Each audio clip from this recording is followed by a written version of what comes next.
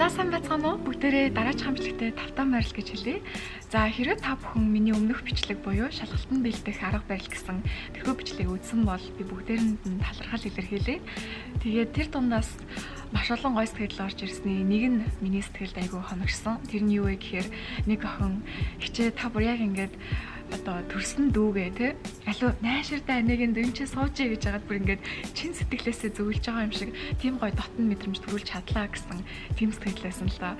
Тэгээ би тэрийг уншаад бас айгүй их зүйл бодсон. Юу вэ гэхээр намайг бага хахад ээж маань айгүй их тэгдэг гэсэн байхгүй юу? Ээж маань миний охин одоо ингээд ээж нь ингээд те хорвоог орох болоод нас барах үед охиндоо мэддэг чаддаг бүгдийг хэлж зөвлөж чадаагүй бол тэр л миний хамгийн харамсах зүйл гээд. Тэгээ дандаа алуу миний охин ариун цая найшир заяа найшир энэ чи сууж ээжд нь хэлэх юм байна зөвлөх юм байна чи зүгээр дугуй сонс гэж хагаад бид тэр айгүй тэгж гоё яриа өрнүүлдэг байсан. Тэгээд яг хүүхэд тэр үедээ ойлгохгүй жил явах тусам хүүхдэд одоо бүр багт нь хэлдэг байсан тэр зөвлөгөөнүүд багаар одоо тэр хүүхдэд тусч эхэлдэг л те. За миний хувьд болохоор одоо тийм дотн зөвлөгөө ч юм уу те ахыч нараас авах боломж бас ховор байсан. Тэр бүгдийг ээж маань оролдог байсан. Ээжтэй бас энэ ашрамд хайртай шүү баярлаа гэж хэлээ. Тэгээд яг ээжтэйгээ ярилцах мөч болгонод айгүй нандин байсан л та. Яагаад гэвэл надад чин сэтгэлээсээ зөвлөж сэтгэлийнхаа угаас гаргаж ирсэн туршлага дээр үндэслэн тиймэрхүү зөвлөгөөнийг надад хайр харамгүй те бүгдийг нээж минь надад хэлж зөвлөдөг байсан учраас би бас өнөөдөр үдээ зэрэгтэй явж байгаа юм болоо гэж бодд юм аа. Тэгээд бас тэр охин тийм сэтгэл надад хэлэхэд би бас үнэхээр баярлсан. Яагаад гэвэл хэрвээ би ингээд интернетийн цаанаас имжлэг хийж байгаа ч гэсэн тэр хүмүүсийн хувьд тэгж их сэтгэлд нь хүрж байгаа бол тэр бол миний хувьд маш том амжилт юм аа гэж би бас хэлмээр байна. За тэгээд би YouTube channel-аа нэгээд одоогоор бараг 3 сар болох гэж байна. Тэгээ энэ хугацаанд бол маш олон хүмүүс яг ингээд над руу ийм төрлийн бичлэг хийгээч. Та энэ тал дээр зөвлөгөө өгөөч гэх мэтчлэн маш олон тийм хүсэлтүүд оруулж ирдэг л те. Тэгээд би бол хүсэлтүүдийн ерөнхийдөө ингээд барагцаалаад ирэмбэлсэн байдаг. Тэгээд тэрний нэг нь буюу бас нэлээд дээгүүр ордог хүсэлт нь юу вэ гэхээр та англи хэл яаж сурах талаар те хэлс сайн сурах талаар зөвлөгөө өгөөч гэж айгүй хүсэлтүүд орж ирдэг. Тэгээд хэрвээ та бүхэн миний влогийг үзээд ер нь миний контентуудад дотносож чадсан бол би аль болох чадхаараа та бүхэн бас англи хэлээрээ хүчлэг хүрэхийг хичээж байгаа. Тэгээ энэ нь бол миний хувьд бол нэг олон хүнд хүрэх гээл те гадаадын зах зээл влог оруулах гэдэг ч юм уу. Тэр надад бол нэг тийм том шалтгаануудын нэг бол биш. Хамгийн гол нь одоо миний үеийн ч юм уу те надаас бага өсвөр насны монголчууд маань те гадаад хүнийг үзээд маш их урам зориг авахаас илүү яг хөө тэрхэн зөвлөлтөө гэхдээ бас монгол хүнийгаа сонсоод монгол хэлээрээ монгол хэл дээр монгол туршлагаас зөвлөгөө авах юм бол илүү гоё дотны болов гэдэг үднээс л би энэхүү YouTube channel-ыг анх эхлүүлсэн та бүхэн ч мэдж байгаа. Тэгээд тех явц дундаа бас англи хэлээр давхар сонсоод ч юм уу те эсвэл доор нь сабтайтлаар англи хэлээр давхар уншаад явах юм бол та бүхэн бас хэлээ сайжруулах боломжтой гэж бодоод би тэгж хийдэг. Тэгээд зарим хүмүүс мань болохоор та бүр яг англи хэл дээр хэлээ хэрхэн яаж сайжруулах вэ гэдэг тийм бичлэг хийж өгөөч гэж хүсэл ирүүлсэн учраас би ингээд өнөөдөр та бүхэнд англи хэл сурах үр дүнтэй аргуудыг хуваалцах гээд бичлэгээ эхлүүлж байна. За тэгээд хэрвээ та бүхэн миний өмнөх влогуудыг үзсэн бол бэлтгэх үйл явцад ямар их ач холбогдлуудыг мэдж байгаа бах. Тэгээд ямар нэгэн том юмны ард дандаа маш их хүч хөдөлмөр, хүний сэтгэл шингэж маш их тийм цаг зарцуулагдсан байдаг л та. Тэгээд энэ бүгд нийлжээж маш мундаг бэлтгэл ажил өөрөө бий болж иж тэр том үйл явдал одоо бүтдэг юм а гэж хэлмээр байна. Тэрнтэй адилхан миний одоо бичлэг болгоны ард маш их бэлтгэл ажил явагдаж байдаг. Би хизээч хамаагүй газар камера гаргаж ирээл. За өнөөдөр юу ярих уу? Юу ярих уу манайхаа? Юу ярих уу? Сонирхолтой юу байна? Надаар юмгүй дээ гэд би эзэж тийм утга учиргүй юм шиг тэгэж нэгнийхээ цагийг бас өрсөн тийм чанаргүй контент би гаргахыг ерөөсө хүсэхгүй байгаа. Тэгээд угаасаа эн чинь миний ч цаг өргөдөж байгаа. Та бүхэн ч энэ бичлэгийг үзээ сууж хата цагаа үрж байгаа нэг ясандаа. Тийм учраас аль алиндаа хүртээлтэй, аль алиндаа бас ямар нэгэн байдлаар тусгаалах шинж чанартай тиймэрхүү контентыг би гаргахыг маш их зорж хүсэж зорилгоо болгодог учраас энэхүү бичлэгээ ч гэсэн хийхдээ би маш их төлөвлөгөө гаргасан байгаа.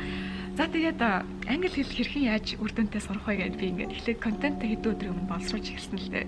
Тэгсэн чинь нэг том бэрхшээлтэй тулгарсан. Тэр бэрхшээл нь юу вэ гэхээр хүн болгон чинь өөр англи хэлний төвшөнтэй шүү дээ. Тэгэхээр одоо жишээ нь юу ч мэдэхгүй 0-ороо байгаа хүнтэй тэнгуут зарим нэг нь болохоор за нэг хідэн өгүүлбэрүүд гадарлаад хүний юу гэж хэлээд байгааг гадарлаад ойлгочдөг. Тэгтээ бас нэг сайн ярьж чаддгүй ч юм уу. Зарим нэг нь болохоор нэлээд сайн ярианы англи хэлтэй тэрийгээ бүр ингээ мэрэгжлийн төвшөнд болох хүсэлтэй байгаа ч юм уу тий. Янз бүрийн юм төвшний хүмүүс байгаа. Тэгэхээр би ингээ зөвлөгөө өгье гэхээр ялангуяа хэл сурах тал дээр дасгал ажил ч юм уу тий үзэх материал эдгээр талууд дээр зөвлөгөө өгье гэхээр айгүй тийм нарийн буюу шат болгон дээр өөр олж ирэх гэдээсэн л да. Тэгээд би бүр бодоод за яах вэ? Яаж энэ бичлэгийг ингээд хүн болгонд хүртээлтэй тий ямар ч төвшний хүн үзээд хэрэгжүүлж болохоор тиймэрхүү зөвлөгөөнүүд яаж оруулахыг гэж бодож аваад та бүхэнд өнөөдөр би 5 гой зөвлөгөө өгье гэж бодсон. За тэгээд эдгээр 5 зөвлөгөөнүүд нь бол бүгд миний туршлага дээр үндэслэгдсэн. Тэгээд миний туршлага дээр үндэслэгдсэн ч гэлээ ямар ч төвшний хүн эдгээр дасгалуудыг хийхэд өөрийнхөө төвшнийг сайжруулах боломжтой тийм дасгалууд байгаа юм шүү гэж хэлмээр байна. За тэгээд хэдүүлээ бичлэгээ эхлүүлцгээе. Миний өгч байгаа эхний зөвлөгөө нь болохоор англи хэл дээр та бүхэн дуу сонсоод дууных нь үгийг сонсголоороо бичих гэж хичээгээрэй гэж хэлмээр байна. За энэ нь миний ямар туршлага дээр үндэслэгдсэн бэ гэхээр би одоо дунд сургууль тахтаа гэх юм уу 5-8 дугаар ангийнхаа охтуудаараа айгүй гоё дуулах туртай байсан. Тэгээд одоо бодоход айгүй хөөрхөн юм шиг тийм ингээ охтуудаараа дуулдаг байсан байхгүй бид нэр ингээд бидний хоббийн дуулах ч юм уу тий. Тэгээд бүгдээрээ тэрнийг сайн дуулдаг байсан. Нэг нь л айгүй мундаг дуулдаг. Гэхдээ тэр мундаг дуулахтай гол нь зүгээр л ингээд нийлж хагаад ингээд гоё дуртай дуугаа дуулах айгүй дуртай. Тийм гоё найзуудтай байсан. Тэгээд тэр үед чинь нөгөө нэг одоогийн шиг ийм амартай ингээд уцаараа зүгээр дуртай дуугаа ингээд сонсч болохгүй. Би бол iPhone барьдгүй байсан. Би бүрт нөгөө Nokia айгүйх барьдаг байсан. Тэгээд нэг өдөр би уцаа айгүйх алга болгодог байсан чинь манай ээж намайг шийдгээд 33.10 бараг 2 жил бариулж ирсэн. Тэгээд тэр үед чи хүүхдүүд янз бүрийн ингээл дэлгэдэг, ингээл гулхдаг, яадаг Nokia барьдаг. Тэгээд би бол яг 33.10 бариад тэгээд явдаг байсан. Тэгээ яг тэгсэн тулдаа юмаа алга болгодгоо, юмаа айгүй сайн маллаж авч чаддаг болсон. Тийм учраас 33 2 жил бариулсан ээжтэй баярлалаа гэж хэлье. За тэгэхээр тэр үед чинь бол ингээд яг дуртай дуугаа сонсч чадахгүй. Тэгээд бүхэн бас утсан дээрээ дуу татаж авч чаддгүй байсан уу яахгүй. Тэгэхээр ингээд яг сайн одоо мундаг утастанууд нь л MP3-аар файлаар дуу татаж авч чаддаг. Тэгсэн мөртлөө дуулах аяга сонирхолтой. Тэгээ манай ангийн нэг яг миний нийлдэг найз охтуудын группт нэг муу хоёр нь л яг ингээд дуу татаж авдаг утастай. Тэгээ тэр нь ингээд татаж авангууд бид нэр ингээд бүгд завсарлагаанаараа утсаа голдоо тавьж байгаа дуугийн сонсоод бөөнөрөө хамтдаа дуулдаг байсан байхгүй юу. Одоо бодохоор бүр амар хөөрхөн дурсамж юм аа. Тэгээд тэр чинь нөгөө нэг дуулахын тулд үгийг мэддэг байх хэрэгтэй шүү дээ. Тэгээ би тэр үед ингээд дандаа гэртээ яг PC-гээ асааж агаад YouTube руу орж агаад YouTube байдаг байдгүй байлуу. YouTube интернет мэддэг байсан санагдаж байна. Яг интернетээр дууныхаа lyrics-ийг хайж агаад тэгээ бүр яг ингээд lyrics-ийг дахин уншаад бүр ингээд цээжлээд тэр чинь нөгөө маргааш нь очиж найз охтуудтайгаа хамт завсарлагаанаараа дуулах учраас үгийг мэддэг байх хэрэгтэй. Үгийг мэдэхгүй бол шараашлаа дуулж чадахгүй. Тэгээд яг ганцаараа өдөрчөөс өдөржингөө гэртээ дуулж бэлддэг байсан байхгүй юу. Тэгж явах явцдаа нөгөө чинь хөвчээр ингээл дуу сонсоол үгийг ингээл бичээлэн. Тэгээд би тэр үедээ бодоод байхад яг англи хэлээ сайжруулах гэж тэр дууны үгийг бичээд байна гэж боддгоо байсан. Англи хэлмэл сайжруулна гэж дотроо ерөөсө боддгоо.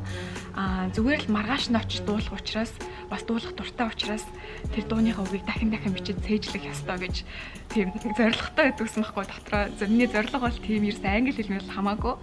Гэхдээ одоо эргээд хараад байхад би яг тэр дасгал бас миний англи хэлийг ялангуяа сонсголын англи хэлийг зохиол уншаад ойлгох англи хэлийг за дараа нь бүр зохион бичлэг бичих англи хэлийг ч юм уу те эдгээр зан чанаруудыг надад тэр дасгал айгүй сайн суулгаж өгсөн юм шиг санагдсан юм аа. Тийм учраас би бас та бүхэнд энэ дасгалыг хуваалцаж байна. Тэгээд би тэр үед бол яг ингээд lyrics-ийг ингээд анх ингээд сайн интернетээр харж уншиж агаад дараа нь өөрөө цээжсэн үгүйгээ шалгахын тулд дуугаа сонсонгоо гяс ингээд бичдэг байсан байхгүй юу. Тэгэл нэг батыг сонсчоод зогсонгуудаа ингээд цаасан дээр ингээд дуугаа бичдэг. Тэгээд дараа нь ингээд буруу алдсан үгнүүдэд засч масдаг. Иймэрхүү бис дасгал хийдэг байсан. За энэ дасгал нь маш олон давуу талтай. Нэг гэвэл та шинэ үг айгүйх сурдаг. Тэгээ хүмүүс чинь ер нь ингээд дуртай дуу гэхээр ихэнхдээ аянд нь айгүй дуртай байдаг байхгүй юу. Тэгээд ер нь анзаараад байх юм бол яг хэцүү үеүүдэд яг үг нь айгүй сонсогдож эхэлдэг тий. Бусад тийм аз жаргалтай үед бол үг нь нэг сонсогддгоо яг ингээд үгийн сонсогдог ч гэсэн үгийг нэг боддгоо ингээд аянд нь л айгүй гоё яагаад байдаг шүү дээ. Тэгэхээр ингээд дууны үгийг ингээд та сонсонгоо бичих юм бол шинэ үг аягүй их сурд юм аа. За дараагийн маш сайн сурдаг юм нь юу вэ гэхээр таны англи хэлний сонсголыг аягүй сайжруулдаг. Яг тэр вэ гэхээр ер нь дуунууд чинь бол одоо уянгийн халилын үг гэсэн үг шүү дээ. Тэгэхээр одоо маш олон англи хэлний үгнүүд ингээд яг ярианы англи хэл шиг дуун дээр гарахгүй шүү дээ. Тэр чинь гоё уянгалуулж байгаа юм чинь сонсоход арай хэцүү болдог. Чихэнд чинь наалтахад арай жоохон хэцүү гэх юм уу одоо хүн өөдөөс чинь шууд ингээд нэг өгүүлбэр хэлэхэд та сонсоод ойлгоход аюу амархан. Дуулангаа хэлвэл та ингээд сайн аюу чих тавьж иж тэр хүн яг юу хэлж байгааг ойлгох хэрэгтэй болдог. Тэгэхээр дуу сонсоод үгийг аюу ойлгодог, үгийг ингээд шууд гаргалгааг нь гаргаад бичиж чаддаг болж байна гэдэг чинь та ер нь ямар ч англи хэлийг ямар ч маягаар сонсоод айгүй мундаг ойлгох чадвартай болд юм аа л гэж би хэлмээр байна л да. Тэр нь одоо дараа нь их сургуульд яваад профессорууд англиар ярих ч юм уу, нэг англиар ярьж байгаа ихтгэл сонсох ч юм уу, англиар кино үзэх ч юм уу, энэ бүгд айгүй амархан чихэнд чинь ойлгогддог болж ирд юм аа гэж би хэлмээр байна. За тэгээд дараагийн сурдаг юм нь юу вэ гэхээр хүн ер нь ингээд дуу сонсож, дуугаа ойлгож байна гэдэг чинь айгүй гой зүйлээд байхгүй юу? Хүн ингээд зүгээр чивчээр сонсоо явахаар бас яг тэр дууг яг утгыг ойлгохоос илүү өөрөө өөртөө тэр дууг хүлээж аваад өөрийнхөө ойлгодог. Өөрийнхөө одоо дорчлох болон тэр үеийн болж буй үйл явдалтай айгүй холбож ойлгодог. Яг ингээд дууны үгийг өөрөө бичиж гаргаж ирэх юм бол тэр дууг дуулсан дуучны ямар одоо өнцгөөс энэ дуу гаргасан юм бэ те? Тэр хүн юу туулж энэ дуу гаргасан юм бэ? Тэр дуучныг айгүй мэдэрч эхэлдэг байхгүй юу? Тэгэхээр энэ нь одоо ирээдүйд та ямар нэгэн байдлаар эссе бичих ч юм уу, өөрийгөө илэрхийлэх ч юм уу, эсвэл хүний бичсэн зохиолыг уншаад ойлгох гэх мэт аюул олон тийм хэл ярианы давуу талыг тань суулгаж чаддсан шүү гэж хэлмээр байна. За тэгээд мэдээж хүн болгон бас шууд сонсоод үгийг бичиж чадахгүй, эсвэл lyrics-ийн те интернетээр харж байгаа дараа нь шууд сонсоод бичиж чадахгүй бас бэрхшээлтэй тулгарч магадгүй. Энэ үед би та бүхэнд юу зөвлөмөр байна гэхээр заавалчгүй эхлээд ингэхгүйгээр lyrics-ийн яг интернетээр харж хуулж бичиж агаад яг англиас монгол руу орчуулах гэж үзээрэй гэж хэлмээр байна. Энийг бол ямар ч төвчний хүмүүс хийж чадсан шүү дээ. Славаар гаргаж ирээл үг үгээр нь орчуулад ч юм уу, өгүүлбэр нь орчуулад эхлээд гой утгыг нь ойлгох гэж хичээ. Тэгээд дараа нь яг эсрэгээр нь хийвэл хэрэгтэй дөхөн дасгал болно гэж найдаж байна. За ингээд та бүхэн миний өгч байгаа дараачийн маань зөвлөгөө буюу дасгал ажил маань болохоор миний одоо их сургуульд ирээд өөртөө дадлал болгож хөвшүүлж чадсан тийм дасгал байгаа. Тэгээд та бүхэн сонирхолтой болов гэж та хуваалцгаар шийдлээ. Би тэгэхээр 2015 онд яг 10 жилээ төгсөөд их сургуульд бакалавр хамгаалах гээд ирж байсан Америкт. Тэгээд тех үед бол маш олон мэдээж гадаад найзуудтай болно. Гадаад багш профессоруудынхаа лекцэн зүүн маш гоё ивент дээр очиж яриа сонсон гэх мэтчлэн иймэрхүү үйл явдлуудад би айгүй гоё англи үгнүүд сонсож ирсэн л дээ. Англи үг, хэлцэг, өгүүлбэрүүд те тэр болгоныг би сонсоод миний чихэнд айгүй ингээд наалтаад айгүй өөрөөр сонсож эхэлсэн байхгүй юу. Тэгээд би ямар гоё юм бэ? Би энэ хүмүүсийн ашиглаж байгаа энэ үгнүүдийг, энэ хэлц үгнүүдийг би яриандаа оруулмаар байна, бидраас суралцмаар байна гэж би айгүй их өөртөө айгүй хүсэжсэн. Тэгээд би яасан бэ гэхэлэр шууд дэлгүүрээс нэг юм жижигхэн хар дэвтэр худалдаж авч ирсэн. Тэгээд тэр хар дэвтрээгээ би шууд шинэ хэлцэг миний амьдралаас сурсан Америкт ирээд одоо их сургууль сурж байх явцдаа сурсан үгийн дэвтэр болгоё гэдээ бүр яг тэр үед шийдэжсэн л та. Тэгээ би тэр дэвтрийг бүх хаал явна те сургуультаа явна уу одоо найзуудтайгаа уулзна уу хичээлээ хийнэ үү бүх л газар тэр дэвтэр миний цүнхэнд байдаг байсан. Тэгээд тэр дэвтрийгаа би ингээд хичээл болгон дээр гаргаж ирээд яг хажуудаа тавьчихдаг. Тэгээ профессоруудын лекцийг би ингээд сонсож байхдаа нэг гоё үг ашиглах ч юм уу, нэг гоё хэлцүүх ч юм уу, нэг гоё өгүүлбэр ингээд ашиглангууд шууд тэр дэвтрийн ард би ингээд бичиж эхэлдэг байсан. Тэгээ би тэр дэвтэр дээр юу бичдэг байсан бэ гэхээр тэр шинэ сурсан үгээ хэн ашигласныг тэр ашигласан хүн өгүүлбэртээ хэрхэн яаж оруулсан, ямар утга учиртай оруулсныг бичдэг байсан байхгүй юу. Тэгээд тэр дэвтэр чи одоо ерөнхийдөө ингээд шинэ үгийн дэвтэр болчихж байгаа шүү дээ. Тэнгууд би тэр дэвтрийгээ ингээд автобусанд явж байхдаа юм уу, метронд явж байхдаа, хүн хүлээж байхдаа за хичээл хийж агаад амрах цаг ч юм уу тийм үедээ ингээд гүйлгээл хараал өөртөө наалдуулдаг байсан. Тэгээ надад айгүй тустай байсан энэ дасгал. Яагаад гэвэл яг хүн болгоно ингээд англи хэл сурна гэхээр өдөрт 5-10 үг цээжэл гэж айгүй хэлдэг. Тэгээ энэ үгийг бол баг хүн болгоно сонсч байсан бах те. Тэгэл өдөр болгон 10 үг цээжл ингээл өөртөө зориг тавиал. Тэр надад бол энэ яг өдөр 5-10 үг цээжл гэдэг те. Славаар харж байгаа л те өдөр 5-10 үг цээжл гэдэг энэ дасгал жоохон үр дүнгүй юм санагдсан. Ягаад гэвэл хүн юг хамгийн их ойлгож юг хамгийн их ингээд өөртөө хүлээж авдаг вэ гэхээр дандаа ингээд өөрийнхөө туршлага дээр суурилж олж авч сурсан өгнүүдийг хизээж мартдаггүй. Наалт айгүй сайтай байдаг байхгүй юу? Тийм учраас яг ингээд хаа хамаагүй газар шинэ үг сураал тэрийг ингээд амандаа бутнаал цээжлэх гэж хичээж байснаас яг ингээд өдөр тутмынхаа амьдралд ч юм уу тий гоё кино үзэж агаад гоё шинэ үг сурах ч юм уу. Тийм байдлаар яг өөрийнхөө туршлага дээр үндэслээд шинэ үг сурах юм бол айгүй гоё өөрт чинь амар байдлаар шинэ үг сурж болт юм шүү гэж хэлмээр байна. За ингээд миний өгч байгаа 3 дахь зөвлөгөө нь болохоор та бүхэн англи хэл дээр тийм Америк ТV шоунууд үзээрэй гэж би та бүхэн зөвлөмөр байна. За би 10 жилдээ нэг ер нь зурагт үздэг хүүхэд байгаагүй. Ер нь би одоо ч зурагт үздэг. YouTube-ч би өөрөө YouTuber-ийн мөртлөө YouTube үздэг шүү дээ. Айгуу сонин. Тэгээд ТV шоу бас айгуу ховор үздэг. Хаяа нэг калгуулгээд харвал үзэл үздэг. Тэгээд ер нь айгүй тийм хүн болгоны үздэг юмнуудаас би айгүй хоцорсон байдаг. Жишээ нь бол би Жангумыг дуустал нь үзэж байгаагүй. Тэгэл Монголд айгүй олон тийм хүн болгоны мэддэг кинонуудыг би бараг үзэж байгаагүй байдаг. Яагаад ч юм ингээд тэр бүгдээс ингээд хоцорсон байдаг юм айгүй сонио. Тэгээ хоцорсон юм шиг ерөөсөө л ингээд юмны амьдралын хажуугаар ингээд өнгөрцөн байдаг. Тэгээд тэрнтэй адилхан би бас ТV шоуныг үздэг. Гэхдээ би яг Америкт ирээд бас нэлээд үзэж эхэлсэн л дээ. Тэгээд тэр нь надад айгүй англи хэлээ сайжруулахад давуу талтай болсон. Тэгээд би тэр ТV шоунууд дундаас би та бүхэнд Friends-ыг айгүй гоё зөвлөмөр байна. Тэгээд Friends нь болохоор 10 seasonтэй ТV шоу байдаг. Та бүхний мэдж байгаачлан айгүй гоё тийм найзуудын талаарх ТV шоу л доо. Тэгээд нэг эпизод нь болохоор нэг 20 минут гардаг. Тэгээ би нэг яг өдөр болгон нэгийг үздэг юм аа гэхэд нэг үзэг болгондоо нэг хаяа нэгийг гүйлгээд үзчихдэг байсан л та. Тэгээ Америкт ер нь ирээд англи хэл дээр ТV шоу үзснээрээ ярианы англи хэл айгүй сайжирдаг. За та бүхэнд миний нэг тайлбарлаж хэлмээр байгаа юм юу вэ гэхээр яг сурах бичнээс сурсан англи хэл тэгээд англиар ярьдаг оронд очоод ярьж амьдрах гэдэг шал хоёр тусдаа хоёр зүйл байдаг. Тэгээд ер нь сурах бичгийг хэтэрхий их ингээд замнаалдаад сурсан хүмүүс бол жоохон тийм дүрмийн англи хэлтэй болох гэдэг. Тэр нь юусэн вэ гэхээр яг дүрмэн сайн байх сайн л та. Гэтэ айгүй тийм модон англи хэлтэй болох гэдэг байхгүй юу? Яг ингээд ярихаас өмнө ингээд дүрмээ structure бүр хэтэрхий их бодоод тэгснээрээ бүр ингээд яг ингээ өөрийгөө айгүй гоё илэрхийлж чадахгүй ингээ дүрмэндээ баригдаад айгүй их магадaltaй болчдаг. Тийм учраас та бүхэн хэрвээ мэдээж сурах бичнээс англи хэлээ сурах санаатай байгаа бол энийг бас давхар бодолцоорой гэж хүсэж байна. Би бол мэдээж анх яг сурах бичнээс сураал TSM-ийг бүгдийг яг ингээд хууль дүрмээр нь сурсан.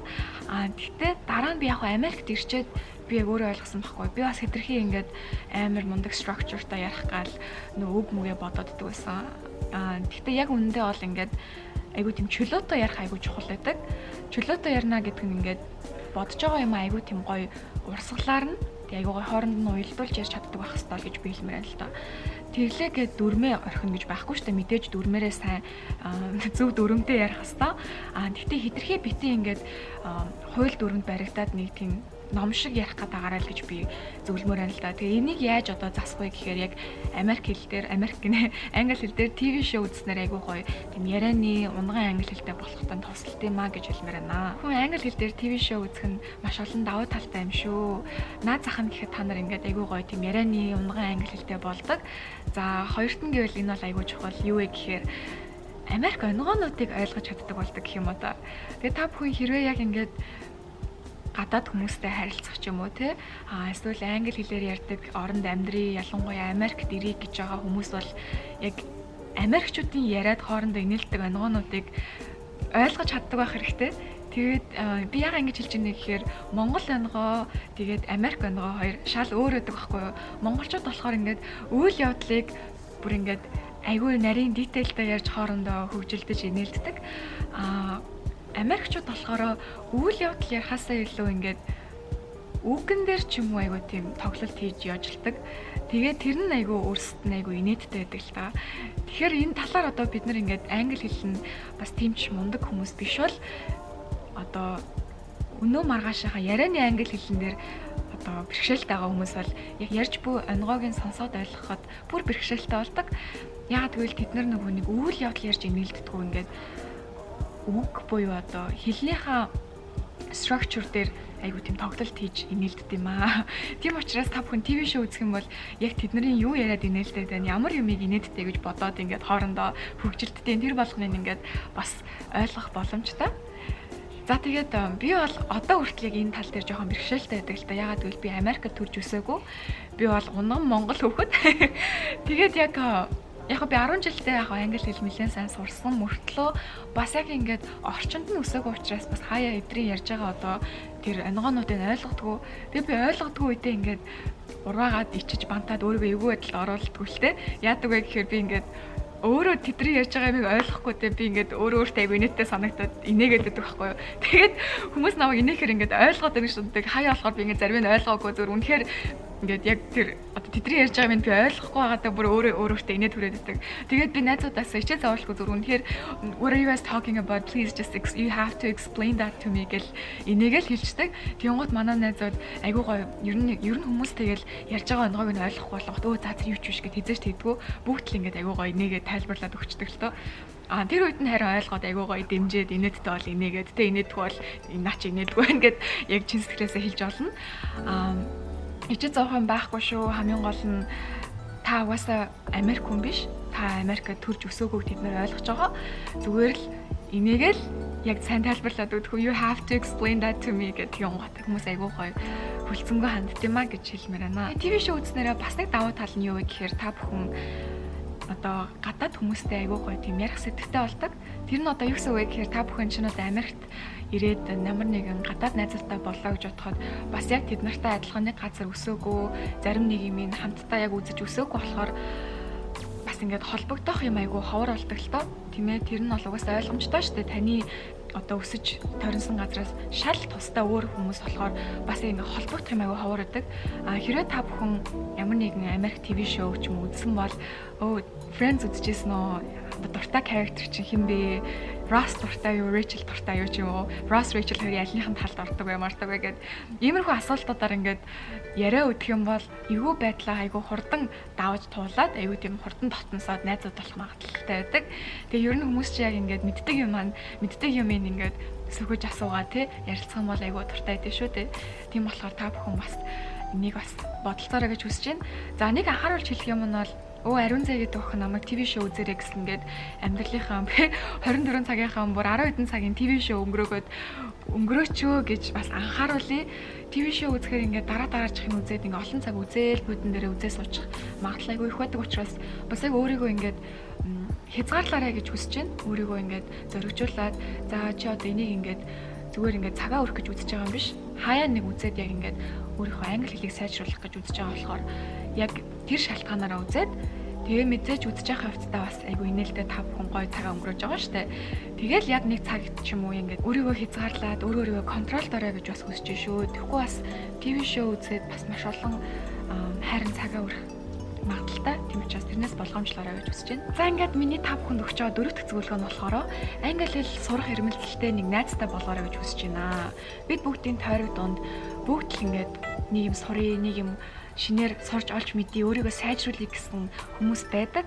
Байхгүй байсан ч гэсэн та тэр найз нь байгаад бусдыгаа зоригжуулж болно шүү дээ. Тийм учраас та ямар нэгэн найзыгаа тий хоёулаа англи хэл хамт сурах уу? Эсвэл ингээд дандаа сурыг гэж боддог мөртлөө хизээч ингээд бас хэрэгжүүлж чадахгүй байгаа тэр найз руугаа залгаад за Сара дулмаа доржоо хэн бэдин тий хоёлаа яг гоё англи хэл хамтдаа бие бинээ зоригжуулаад сурья.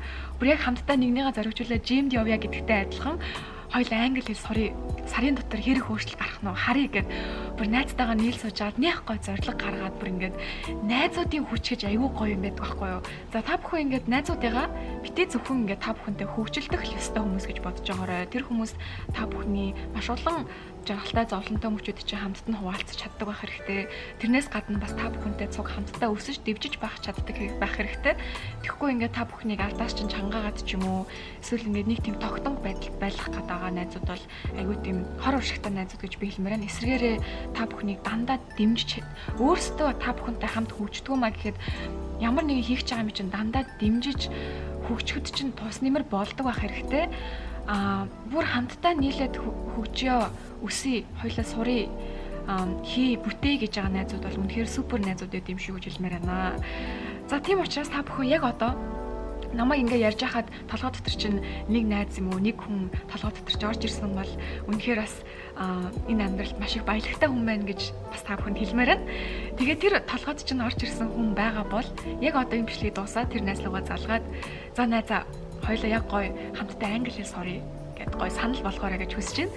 За хэрвээ ямар нэгэн хүн толгойд ч орж ирээгүй бол зүгээр та бүхэн нэг хүн бодож байгаа тоочилсан нэг хүн байгаа бол очоод ийм санал дэвшүүлвэл хэн бүхэн айгүй гоё хүлээж авах юм гэж би найдаж чинь хинч би сурахгүй юу би англи хэл сурахгүй чи наадхаа өөрөө хий гэж хинч бараг хэлэхгүй байхаа бүгд ингээд яана тийм үү хоёлаа чадах болоо би чадах болоо гэд хүн болгоо ингээд дотроо айгүй айцтай явж байгаа байхгүй юу. Түүнээс бол бүгд айгүй хийх хүсдэг.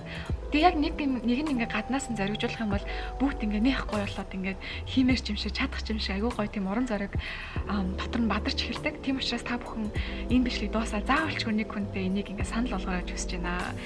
За тэр найзтайгаа та бүхэн яг юу хийх ёстой вэ гэхээр 7 хоног болгон нэг удаа хамгийн багтаа уулзаад яг утсан дээр таймер тавиад нэг цагийн таймер тавиад за хоёулаа нэг цаг яг зөвхөн англиар л ярив.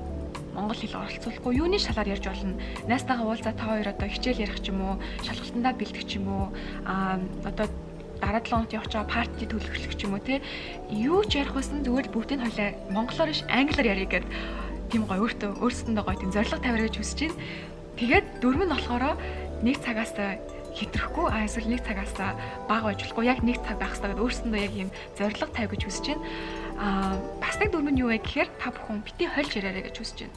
Зарим хүмүүс болохоор ингээд нэг утга санаа илэрхийлэх гэж ингээл тий англиарч холиод монголоорч холиод айгуу тийм одоо муу зуршил өөрсөндөө суулгацсан байдаг. Ямар нэгэн утга санаагаа ингээд хоёр хэлж хольж ч юм уу тий олон хэл холиод ингээ англи монголоор ингээд нийлүүлж иж утга санаагаа яг гаргаж чаддаг болох юм бол энэ бол айгүй муу зуршилтай. Яагаад гэвэл та яг ингээд яг тэрхүү үедээ та тэр хүндээ ойлгуулчих болно. Тэгээ монгол хүндээ та бүхэн яг ингээ Америк дээрээ сурах ч юм уу гадаад хүнтэй харилцах гэвэл тэр хүн чинь таны монгол хэлийг ойлгохгүй шүү дээ. Тэгэхээр таны одоо ярьж байгаа юм чинь 50% нь ойлгох юм уу?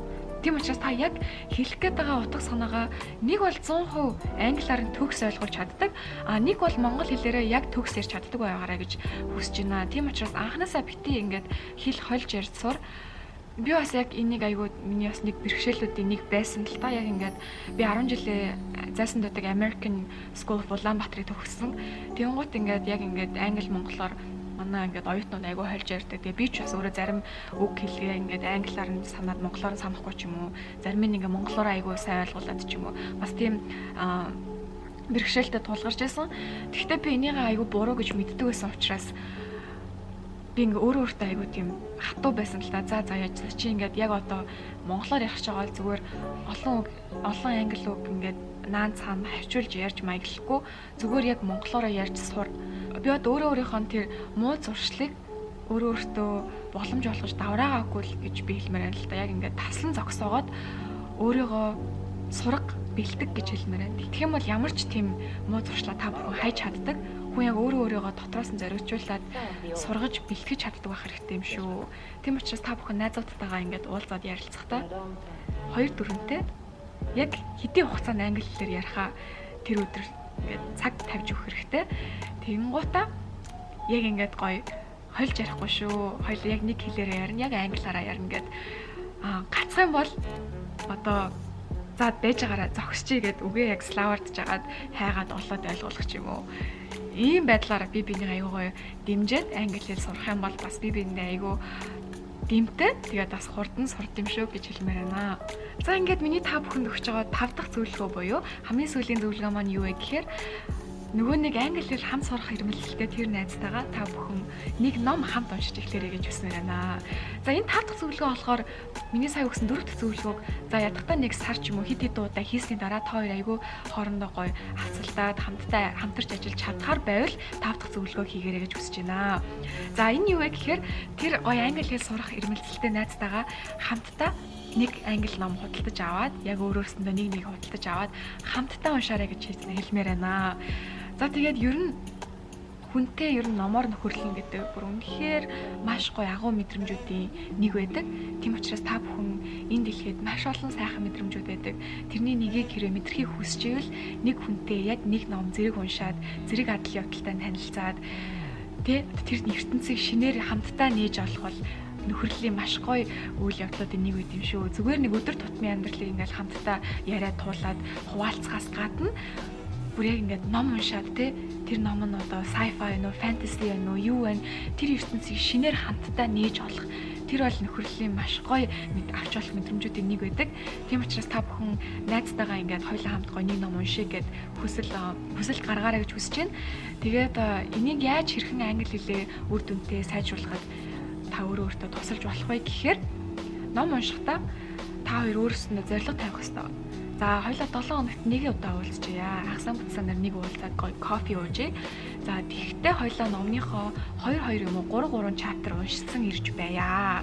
Та бүхний одоо боломжит цагийн хуваар болон номны хэр зузаанаас шалтгаална л та. Тийм учраас та бүхэн яг өөрөөсдийнхөө цагийн хуваарьт ачаалтаа тохируулаад за 7 хоногт яг нэг чаптер ч гэсэн хамаагүй уншаад иржээ. За хамгийн эхлээд уншаад ирэх хэвээр. Хоёр дахь нь юу вэ гэхээр сурсан шинэ үгнүүдээ ингээ гоё бичээд орчуулад иржийа. За тэгээд гурав дахь нь юу вэ гэхээр мэдээж тэр чинь хүн тэр чаптрыг уншсан юм чинь бас нэг өөрийн гэсэн гоё үзэл бодлыг бий болгосон байгаа шүү дээ. Тэгэл энэ гуравтайгаа ирж хойлоо гоё уулзалт зохион байгуулчих гэж найздаа хүсэл гаргаарай гэж хүсэж байна. За тэгэх юм бол та нар ингээд 7 хоног болгон хасан бүтсэнд уулзахдаа нэгт айгүй гоё хамгийн анхдагч нь юу вэ гэхээр найзтайгаа айгүй гоё шинэ юмны талаар хоорондоо бие бинийгаа судалж ойлгоод найзынхаа үзэл бодлыг сонсоод өөрийнхөө үзэл бодлыг хүртэл илэрхийлэх тийм гоё боломж бололцоог та хоёр бие биендээ үүсгэж байгаамаа. За хоёр дахь нь юу вэ гэхээр бие биенийхээ олж мэдсэн шинэ үгнүүдийг хоорондоо гоё сурч мэдлсэн гэсэн үг. Тэгэхээр та жишээ нэг чаптер уншаад 10 шинэ үг сурсан бол найз чинь ч гэсэн нэг чаптер уншаад 10 шинэ үг сурсан байж болно. Гэхдээ тэр 10 шинэ үг нь өөр шинэ үгүүд байх нь айгүй ойлгомжтой тийм ээ. Яг 10 адилхан шинэ үг сурсан бол бас амар мундаг найзууд байна гэж л яг айгүй адилхан найзууд байна. Гэхдээ хүн болгон айгүй өөр шинэ үг сурсан учраас тэрийг ингээ хооронд айгүй гоё мэдээлэл солилцох байдлаар солилцох нь бол шинэ үг чинь бас яг айгүй гоё шинэ үгээ айгүй гоё мартахааргүй наалддаг юм шиг хэлмээр байна. За тэгээд та бүхэн тэр гоё шинэ үгнүүдээ бие биендээ хуваалцаад за тэр чаптрын үйл явдлыг бие биендээ ярьж өгөөд өөрөөсөө үзэл бодлыг илэрхийлээд айгүй гоё яриа өрнөслийнхаа дараа бие биендээ тэр шинэ үг битсэн цаасаа ингээд солилцоод гэртээ харж агаарай. За тэгээд дараагийн 7 хоног уулзах хүртлээр яг өөрөөсөө тэр шинэ үгнүүдийг найзынхаа та бүхэнд өгсөн дамжуулсан тэр шинэ үгнүүдийг сураад дараагийн 7 хоногт нь бие биенээсээ шалгалт аваарай гэж хүсэж байна. Хүн найзуудтайгаа яг ингээд хичээлээр бас яг академик төвшөнд тэгж мундаг холбогдож чаддгүй бол бас жоохон эвгүй юм шиг сонин санагдчих магадгүй. Гэхдээ та хоёр маань яг эцсийн үр дүнгийг бодоод холын зорилгоо бодох хэрэгтэй. Тэрний юу гэхээр хоорондоо гоё хамт өсөж дэвжээд бие биендээ англи хэл сурахт нь гоё дэм болж байгаа учраас бие биенээсээ шалгалт авахаас бити имээгээрээ зүгээр л ядтаа гоё 5 асуулт орчуулгыг бичиж юм уу, за үйлбэрт ашиглаж юм уу, иймэрхүү байдлаар сонирхолтой аргаар бие биенээсээ шалгалт авч байгаарай гэж хүсэж байна. Тэгээд та бүхэнд миний энэ 5 дахь өгсөн зөвлөгөө та бүхэн туршиж үзээд таалагдаад болохоор юм шиг санагдчихвэл арай жоохон хүндрүүлээд өөрөөсөө сорих тийм арга байгаа. Тэр нь юу вэ гэхээр нөгөөний 4 дахь алхмыг хооронд нь хавсруулад 4-5-2-ыг одоо хавсруулад та бүхэн нөгөөнийг англи сурах хэрэгэлтэй найзтайгаа нэг ном уншаад 7 хоног болгон уулзалтаа англиар ярьдаг болгож болно. Яг нэг цаг тавьж агаад за хоёулаа нэг цагийн дотор номоо ярина. Шинэ үгнүүдээ хоорондоо солилцсон. Тэгээд би бинээсээ өмнөх 7 хоногийнхоо үгээр шалгалт авнаа. Яг ийм 3 одоо хурлын протоколтой гэх юм уу та. Гэхдээ яг энийгоо англиар ярилцаж байя. За тэгээд нэг цагийн дуусангууд яг утсан дээр чинь тайм гэж дуусангууд за болоо. За монголоор ярих гэд.